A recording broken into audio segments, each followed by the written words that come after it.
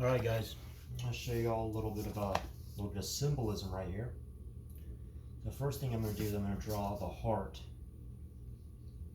A simple heart.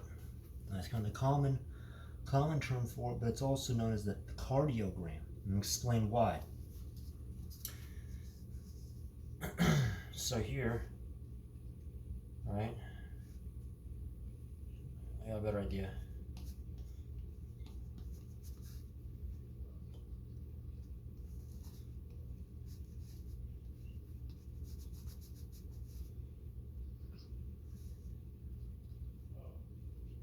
You see that? You see the blue blood, right, feminine, is depleted, so it's going back to absorb the red blood, the oxygen, right, the fire. So the moon, the feminine, is coming back to absorb the fire, the oxygen. The masculine, so that it can oxidize, and it carries that red blood back to the body. See, that red blood goes back to the body. And then the blue blood comes back to the lungs. All right? So I'm going to show you something else. I'm going to show you guys with the tarot. Right? The tarot. So here, I've got some tarot cards. I'm gonna pull the moon. You see the moon? You see how you see those two dogs? You got the two dogs right here? And then you got the sun shining down on the moon, and notice how the two dogs are howling up at the sun, at the moon, right? And then you see the Cancer. The Cancer, that's an important part of the symbolism.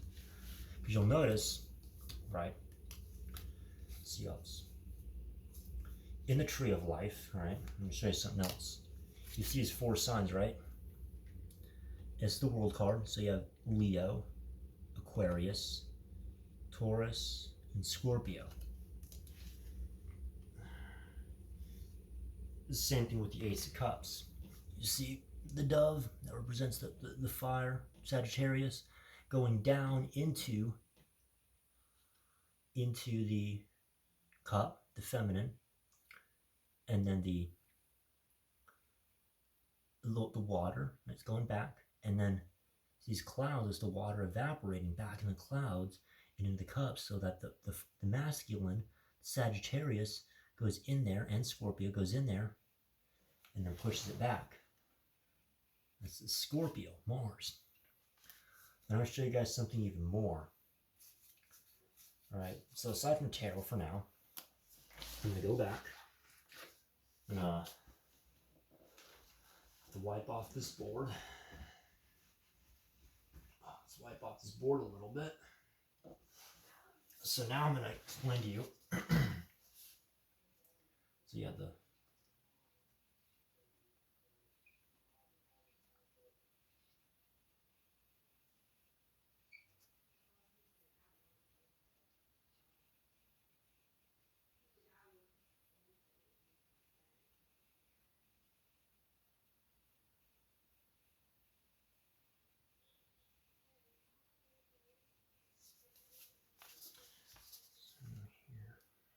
here. That's a tree of life, right? You see a tree of life. So on the DNA, I'm going to draw like a little rough outline. All right? Got the DNA right there. See the DNA right there? So within the DNA there is AGTC, alanine, guanine, taurine, and cysteine. So I'm going to put ALATAU,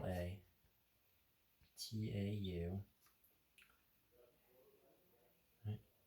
GUA, and CYS. Alanine, taurine, guanine, cysteine.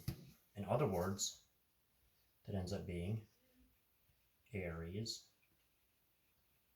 Taurus, Gemini, Cancer. Aries, Taurus, Gemini, Cancer. So, Aries, Mars, and the Sun. Taurus is Venus and the Moon. With Gemini, you have Mercury, so it's androgynous, right?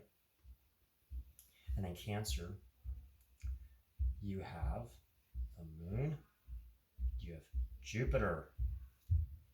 See, so you have Mars and Sun, Venus and the moon, you have Mercury and Gemini, and then you have the moon and Jupiter. So if you take the numbers from, right, so Aries, Mars is 5 plus, right, 6 plus, right, 7 for Venus, and then 8 for the moon, and then, right, it's 9 for the moon, 8 for Gemini, and that's 4. So that's 12 plus 7 plus 17 plus 4. So it's 19 plus 21. That's 40. Remember, the number 40 is super important. Because 4, I'm going to show you something. 4, let's see if you got the pyramid.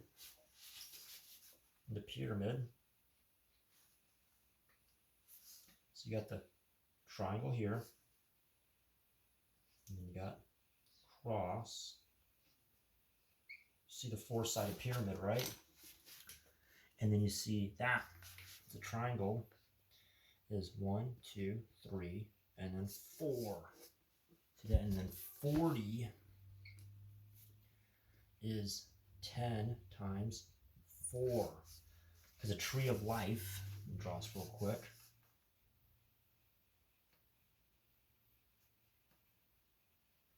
See, the tree of life has 10 Sephirot, including Malkut. So if you count Malkut as the fruit, then the other Sephirot, number 11, which would then make 10, because if you take away Malkut, that's Da'at. So I'm going to draw a little, this little dotted line here. Dot, right? Dot, dotted, dot, dot. That's a good little reference there. Dot, and then Da'at. See, dot and dot, dotted line for the Sephirot of Da'at. It's 10. So that's 10 times 4. That's the 4 worlds and the 4 elements. I'm going to redo that. So for the 4 elements, right, you got air, fire, water, earth. See that? Okay. So for the 4 elements, you have what? You have Yetzirah. Then you have Yetzirah, At, Ziluth. And then you have Bariah. Then you have Asiya. See, there's the 4 worlds, 4 elements. 40 is 10 times 4 because each Sephirot, the tree of life, right, goes down 4 times. Those of you that know your tree of life, your Kabbalah, you should know this, guys. You should know it's all along. But here's the thing, right? There's even more. Trust me, there's so much more. It's about symbolism. So I'm going to grab this little pad of alcohol. I'm just going to kind of wash off the whiteboard. Now, I'm going to show you something else. As I had mentioned previously. So as I was mentioning about the heart, those of you that follow a lot of what Aleister Crowley does, and his little Belima, a heart has some other symbolism to it. See, with the heart, like that, so you have the masculine and the feminine coming together, the sperm and egg, and then that would be the opening, for the baby. Come out. See, that's the baby, the sun. The sun. When you do like this, that's the son and the daughter. The sun and moon. The sun and the mom. Moon, mom. Moon, mon. Mon, mom. Moon, mom, mom. Right? And mons can also mean the mound. So that's the belly, the pregnant belly. That's the mound. Alright? So you have the mons. You have the mon for Monday. And then you have the mound. You go. And then there's another one. Another one. Alright, watch this, guys.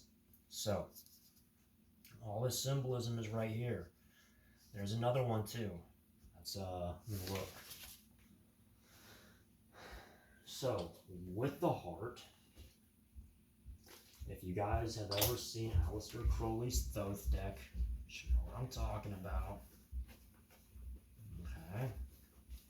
So in Aleister Crowley's Thoth deck, there's one specific card. I don't remember which one is off the top of my head. If you turn the heart, the cardiogram upside down, as such, see that? And you have the tree. Alright. For those of you that know Aleister Crowley's Thoth deck, you see this. You know what I'm talking about. There you go, guys. There's your little symbolism refresher for a day. So, yeah, that'll be it. See you guys very, very soon. No, I got some more tarot cards. Actually, you know what? Got a little bit more here. So here, see once again with the world, you see those little X's.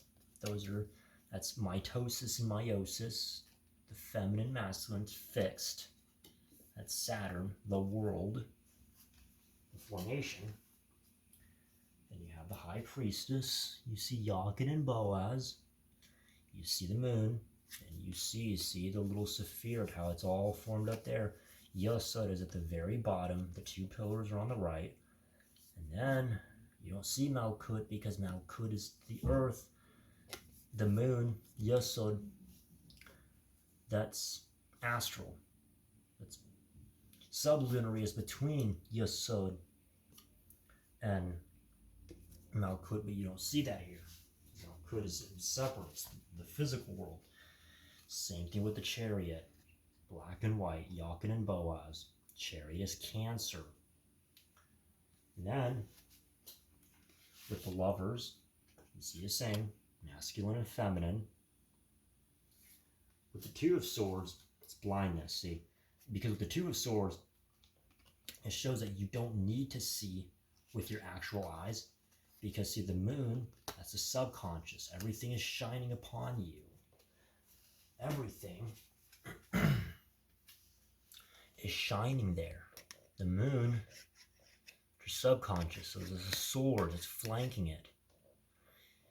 You don't need to care about seeing with your physical eyes. You don't always have to have the hard evidence. You just need to be able to know the symbolism and see it all. And I got one more for you guys. Let me see which one more I got. Actually, you know what? I'm gonna do temperance. That's the fire symbolism that I just mentioned. That's it, guys. Thanks.